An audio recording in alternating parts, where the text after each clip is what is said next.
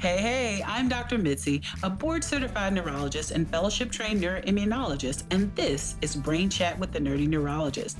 If you've ever left a doctor's appointment with more questions than answers, if brain health feels complicated, overwhelming, or full of medical jargon, or if you're just living with a neurologic condition and want more information that actually makes sense, you'll hear conversations with experts, clinicians, and people with lived experience in a way that's clear, practical, and human. No lectures, no fear-based information. So whether you're a patient, a care partner, or just a little brain curious, welcome to Brain Chat, and most importantly, let's get nerdy.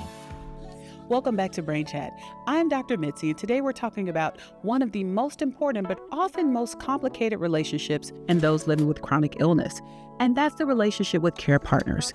Whether you're living with multiple sclerosis or another chronic condition, a care partner could be a parent, a spouse, another family member, or your friends or chosen family. And although these relationships are built on love and support, they often come with additional things like extra stress, unspoken expectations, as well as changing roles. And today, I am so excited to welcome Dr. Charnetta Colton Poole, who is a board-certified pediatrician, an author, and communication strategist. And she brings deep expertise in communication, family dynamics, as well as navigating hard conversations. Welcome to Brain Chat, Dr. Charnetta. Thank you. Thank you so much for having me. I'm really excited to be here. All right, so this is a really important conversation that we want to get into. So when we talk about care partners, what are some of the things that are often overlooked or underestimated in terms of their roles? Sure. Yeah, that's actually a great question. Because oftentimes when we think about care partners, we're thinking about logistics, making the appointments, picking them up, taking them to the appointments, but it's so much more than that. And I would think that something we often overlook is the fact that you really are like this emotional container, right? So you're carrying all of your emotions as well as the emotions of that person that you love. Additionally, you actually are like a self-care failure as well. And people don't think about that part because we care so much about them and we give everything to them that we often overlook ourselves. And that is a problem that a lot of care partners have. Beyond that part, we also are kind of responsible for recognizing patterns and knowing, kind of stepping in, filling in that gap in the doctor's office and advocating for that patient. And so it really is not a small role that the care partners are playing. And there are a lot of things that go over. So really important, so many great things that you said there. And I think something else is that it often is also like walking a tightrope, right? Between letting someone be autonomous and advocate for themselves, as well as trying not to take over all the time, but knowing when to step in and say, okay, this is really, we're having some trouble and somebody needs to advocate for that person. So taking a step back, right, we realize that these roles can sometimes be unspoken. I think another issue is that oftentimes when people think of caregiver or care partner, they think of someone with a terminal illness, right? Someone who's very sick that you have to maybe do a lot for. But if someone has a chronic illness and has regular appointments, there still is a level of partnership that has to happen there. So why do some people resist that label of care partner or caregiver? Yeah. That's a good question. I think ultimately people feel like it's their duty, not their job. And caregiver feels like you're doing a job when actually you're taking care of the person that you love. And so it's not a job. That's why a lot of people resist that title. But the other thing is it makes it more definitive and more real when you step in as caregiver. So if you can avoid that label, it makes you kind of not lose the identity, not just of the patient themselves, but of you as that care partner, because going from, child to caregiver for your parent doesn't feel all that great when you put it in that perspective. So I think people don't like the term because it gives it a name. And we have to give things a name sometimes and accept the way things are. But I really think we think it's our duty, not our job. And we really do want to avoid feeling like, really thinking about the future and what that caregiver title truly holds. I like that, especially when we think about the relationship between parents and children, which can be reversed. And when you think about conditions that may be progressive over time, you think you are kind of forced a little bit to think about what the future may hold and, how things may change over time. So how do identity and independence influence conversations between people who are living with chronic illness and their care partners? Yeah. So, I think about my mom often, who was the caregiver or care partner for my grandmother, which was her mother. And my mom to this day is very direct. She can get things done. She can make things happen. But her mom was the same way. And so a lot of times they butt heads because of that clash in personalities. And so oftentimes you don't want the loved one, the patient, to lose their identity. They're already kind of facing an uphill battle with a chronic illness. And when you take over and when you, I guess, kind of, they lose the reins and they feel unimportant. They don't feel like themselves. They feel like they've lost who they are. And you want them to still have a level of independence and identity while also being able to help them. And so you get a lot of communication issues and errors in relationships because they're holding on. They're trying to protect that identity and that independence that they've always had. Yeah. And even now, as my mom is aging and I'm her child, she still is the boss. You can't tell her nothing, but she needs the help. And it's hard for her to accept it. So we've had to be very creative in how we offer the help to her because we don't want her to feel like she is losing that identity of who she truly is.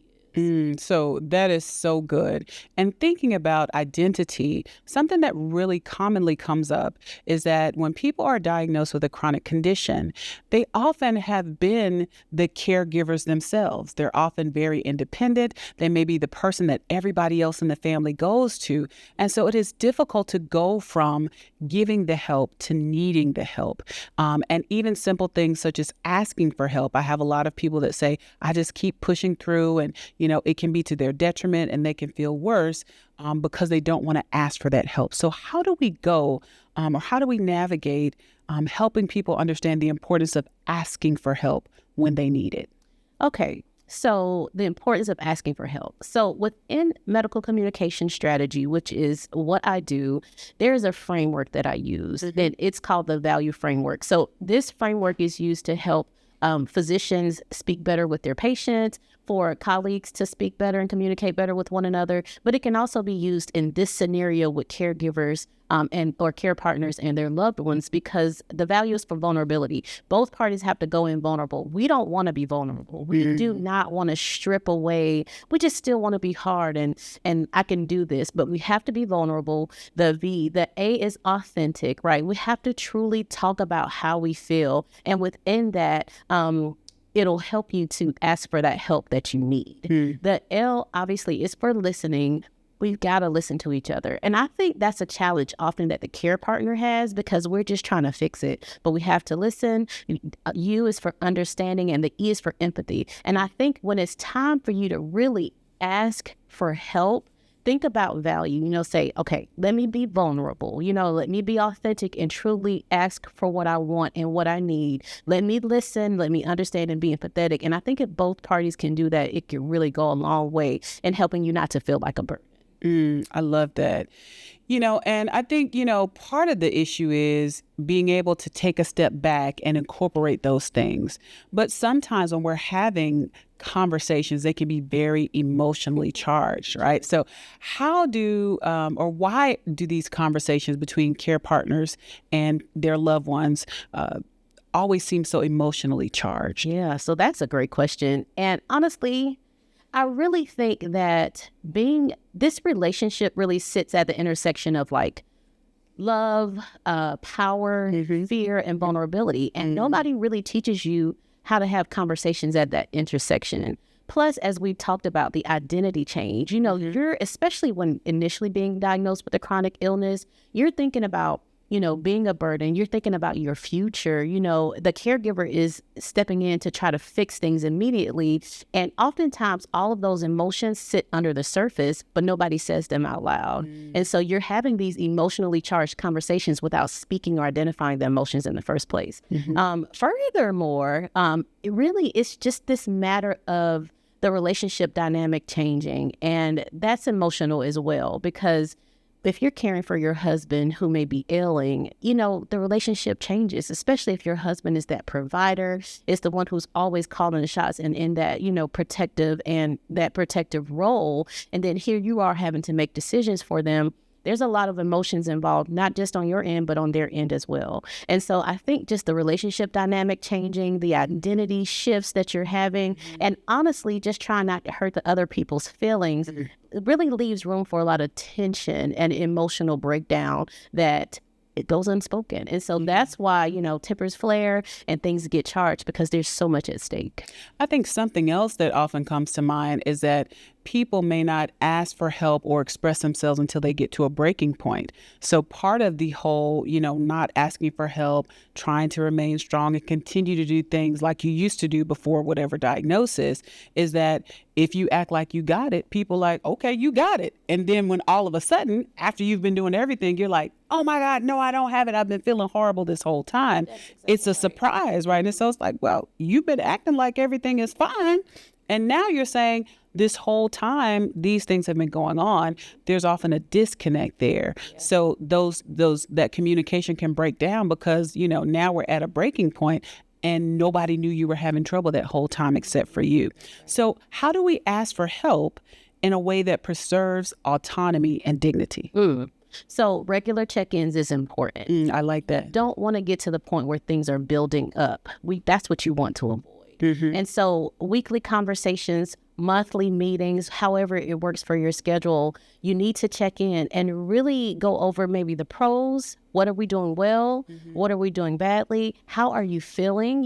I think it's great for any patient who has a chronic illness to sit down once a month and let's talk about your symptoms. How have you been feeling? Let's keep a checklist so that way you can use that information as you go to the doctor. But that way you're constantly checking in without being overbearing, right? So it's something that when you speak about identity and preserving it, that person who is dealing with that chronic illness can say, hey, let's meet once a month. And we know during that meeting, that's where we're going to address these things, or every 2 weeks or whatever is necessary for whatever you have going on. But that's when we're going to talk about these things. And that way it doesn't feel like a barrage. It doesn't feel like an attack or an assault. And this is your opportunity to open up. So I think that could be super helpful. And then not shying away in those conversations. So using the I statements, this is how I feel, and this is how you can support me. And the care partner should be doing the same. This is how I feel, and this is how you can support me. And that way you're all speaking the same language and talking to each other. So I think those things could be very helpful.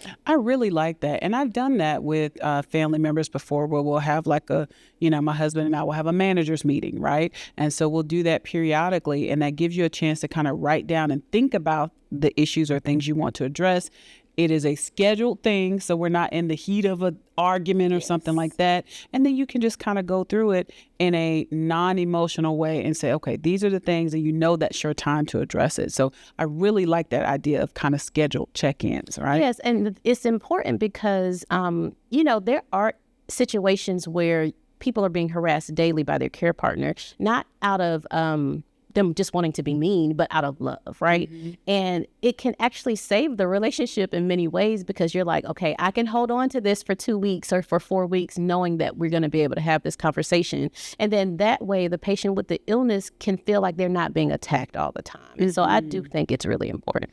So to that point of, the feeling or, perception of being attacked, how do we keep the conversation collaborative instead of corrective?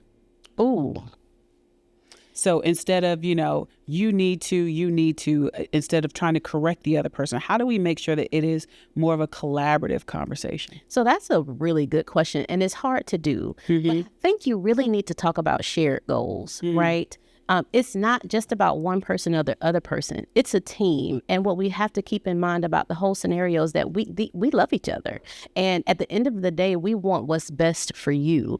And we got to keep that in mind, got to keep that at the forefront so that emotions don't get so heavy, right? But if we have these shared goals, then we're both on the same team and on the same track as far as what we're trying to achieve here. And it feels more like we're working together as we kind of formulate a plan to reach that goal versus you just telling me what I need to do. As care partners, again, I think about my mom a lot because she's the boss. I mean, she thinks she's the boss. She sounds like my mama. Yeah, she thinks she's still the boss of me, and I let her feel that way. But it is hard. You can't tell her anything. But if she came up with it, if this was a goal of hers, and then we sit down and figure out how to attack or achieve that goal, then it's more palatable for her. And so it's really that collaboration is important, having goals that we both come up with. Get a whiteboard out if you need to. What are the goals for this month? What do we see ourselves in 3 months? What do we see ourselves in 6 months? What do we see ourselves in a year?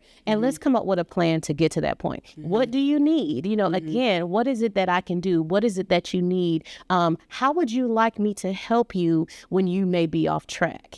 Asking those types of questions so that when you do address things that are not maybe going well, you're like, well, this is what you told me to do. This is how you told me to address it. And so it is all about communication, which is why this is so important. Having the same goals, being of the same mindset, and speaking, talking, and not letting things build. So speaking the same language is extremely important. So I want to take a second and talk to the care partners, right? Because when we think about chronic illness, like, for instance, multiple sclerosis or dementia, we know that these conditions affect the whole family. So we have a person who may be dealing with the symptoms or issues related to that illness, but we also have other people who are affected. And we know that burnout can be real depending on how many appointments you have, how many different things you have. And so we want to take a second and kind of talk to the care partners and talk about what needs may go under-recognized for those who love and care for someone with a chronic illness, because people may be suffering in different ways, but they may also have some issues related to kind of being in that caregiver role.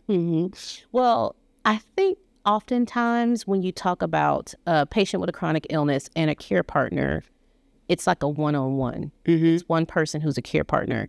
But honestly, it really does take a village. It takes a village, absolutely. So that care partner can become very overwhelmed, especially if they have a life of their own. If they're working a full-time job, if they have children that they're caring for, it can be extremely overwhelming. And so it's important, number one, for a care partner to take the time for themselves and ask for what they need. If you need someone to step in because you just can't do it, if you need a break, you have to ask for that help, because we think, throw it on me. I'm the tough one in this situation. I'm not dealing with a chronic illness per se, and I got to be there for them. I got to be tough. I got to stick this out. But you can be of no help to anyone if you're not helping yourself first. Right. You can't pour from an empty cup. You cannot. You cannot. And so I think it's extremely important that we acknowledge the care partner, that they take break and rest, and that they get the help that they need to care as a village for their loved ones.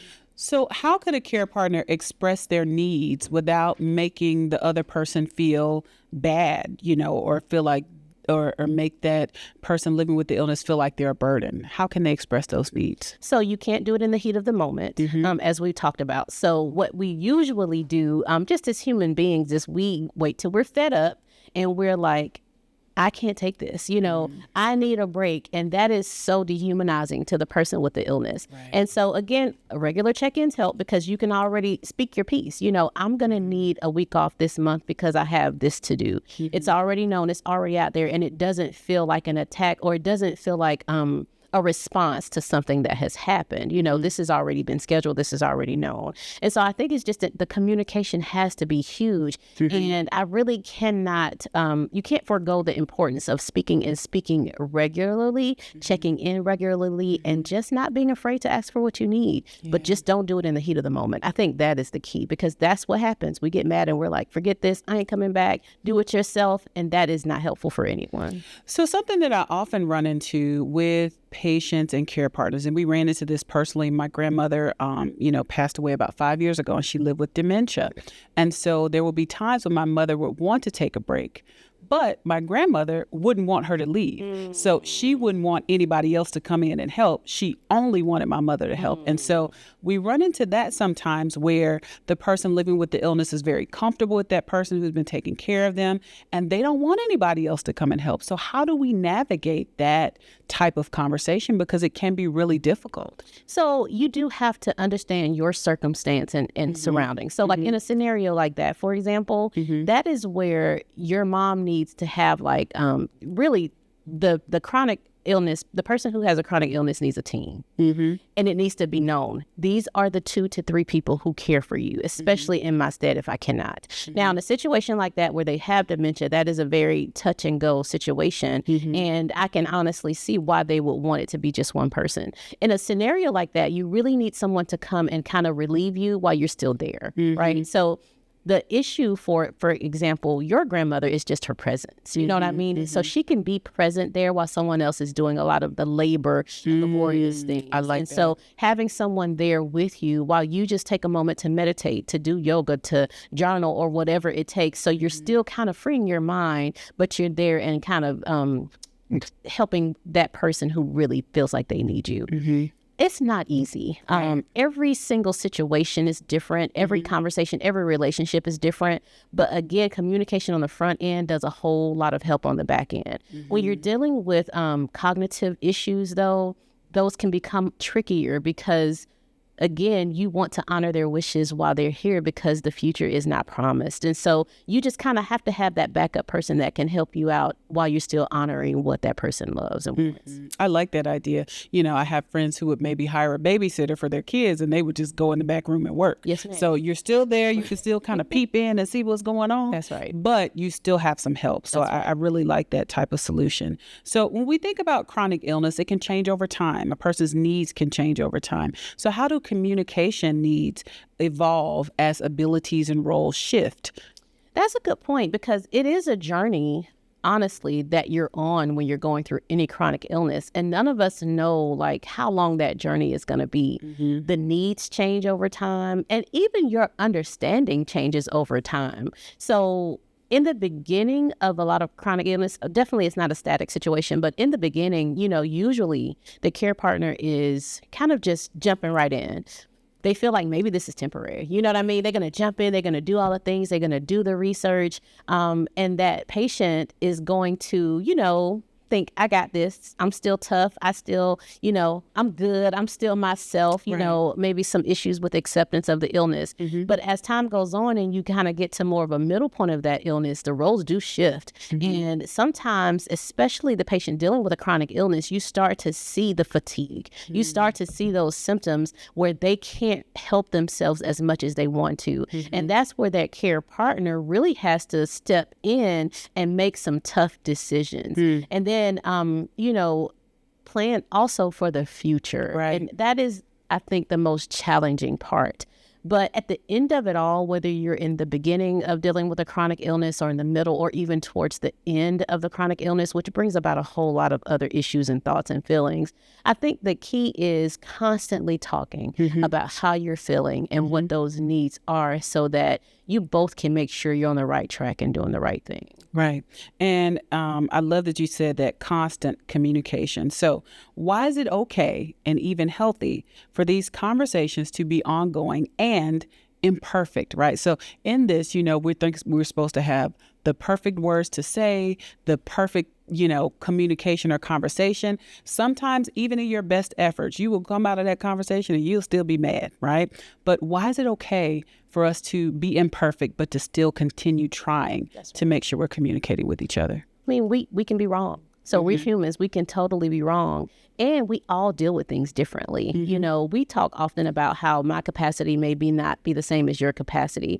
The reason you have to keep the communication going is because you have to get to know this person on a different level. It's more than husband, wife, parent, child. You are getting to know this person as a patient who has a chronic illness and therefore chronic needs. And so you really have to get to know that person. And then they have to get to know you. How do you handle stress, as a care partner? When is it too overwhelming for you? Right. And so that's why the constant communication is critical, right? Because people are different and you got to learn how to deal with each other at this next level and this new level that you're on, and just grant yourself grace, right? Because we are human and we may not always say and do the right thing, but we know that our intention is good. And I think that's what matters the most. Okay. Now listen, Dr. Charnetta is doing some good preaching here today. Now this is helpful for not just care partner communication, but any kind of communication in relationships.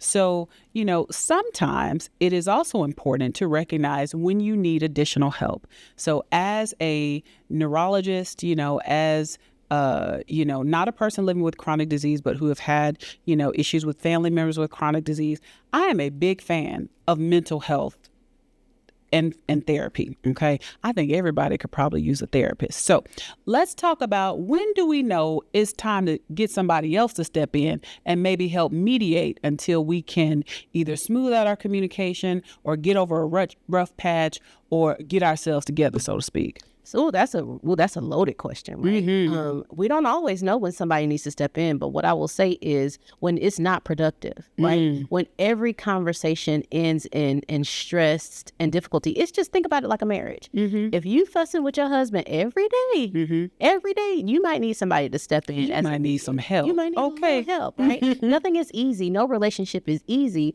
But if nothing is productive and these conversations are going awry every single time you talk, it's time to get some help. It's definitely time to get some help. And really, I always say at that point, whatever your chronic illness is, you're not the first person to have a chronic illness. That's right. You won't be the last. And so there are resources out there because people have been there, done that, right? And so talk to your physician, because your physician typically was like, oh yeah, I know 2 or 3 people who can help you with that situation. Right. I know someone who can help you get through this because I have seen it before. And so we are not in a vacuum. We are not alone. And I feel like oftentimes we get siloed and we feel so isolated. But if you're struggling with communication and you're struggling in that care partner, chronic illness patient relationship, ask your doctor for help because they have all the resources. So I love that, right? Because sometimes we think that things are not issues that we can take to our healthcare provider. But, I always tell people, and I have at the bottom of my email a saying that says,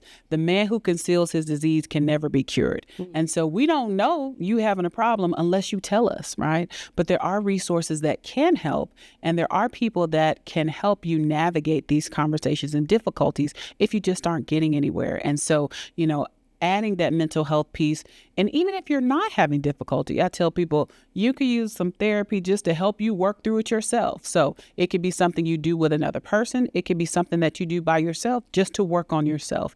And so knowing, when you get to that breaking point where it's not being productive and you need an extra hand is extremely important. So I very much encourage people to tap on your physicians to help you get in contact with mental health providers who can really help you work through these issues. All right. Now that we're coming toward the end, this has been a really good conversation. So now that we're coming to the end, I love to do a little lightning round at the end of each podcast where I ask you a question. You give me kind of top of your mind, 1-word answer or 1-phrase answer, that answers it. So here we go. What's one thing people living with chronic illness wish their care partners understood, but they don't always say out loud?